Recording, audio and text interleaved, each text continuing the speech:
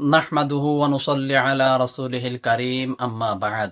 আল্লাহ রাব্বুল আলামিন আমাদেরকে অনেক ধন সম্পত্তির মালিক বানানোর পরেও কিন্তু আমরা সেই ধন সম্পত্তি থেকে আল্লাহ রাব্বুল আলামিনের রাস্তায় অনেকেই আছি খরচ করি না, বা গরিব দুঃখীকে দান খায়রাত করি না, কৃপণতা করি আর ভাবি যে আমার সম্পদ কমে যাবে। কিন্তু আমাদের জানা দরকার যে আমাদের সম্পত্তি থাকার পরেও সেই সম্পত্তি থেকে যদি আমরা দান খায়রাত না করি, খরচ না করি, আল্লাহর পথে ব্যয় না করি, তাহলে আমাদের অনেক বড় ক্ষতি হয়ে যাবে।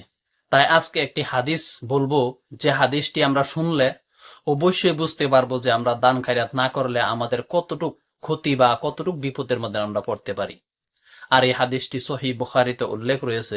হাদিসটি আবু হুরায়রা হতে বর্ণিত। রাসূলুল্লাহ সাল্লাল্লাহু আলাইহি ওয়াসাল্লাম বলেন, প্রতিদিন সকালে দুইজন ফেরেশতা জমিনে অবতরণ করেন এবং তাদের মধ্যে একজন বলেন, হে আল্লাহ, যারা দান খায়রাত করবে, গরিব দুঃখীকে সহায় সহযোগিতা করে, তাদের দানের উত্তম প্রতিদান দিন, তাদের দানের মধ্যে বরকত দান করুন, তাদেরকে রহমত বরকত দান করুন।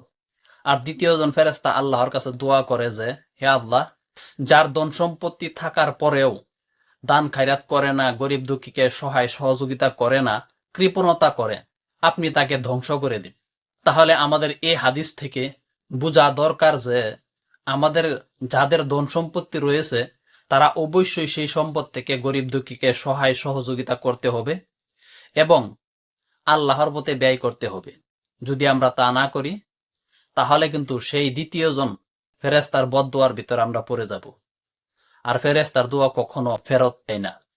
আর যদি আমরা আমাদের সম্পদ থেকে দান খায়রাত করি, আল্লাহর পথে ব্যয় করি, তাহলে অবশ্যই প্রথমজন ফেরেশতার দোয়ার ভিতরে আমরা পড়ে যাব এবং কি আমাদের সম্পদের ভিতরে আল্লাহ রাব্বুল আলামিন আরো রহমত বরকত দান করবেন। তাই আল্লাহ রাব্বুল আলামিন আমাদের সবাইকে বেশি বেশি দান খায়রাত করার জন্য তৌফিক দান করুন।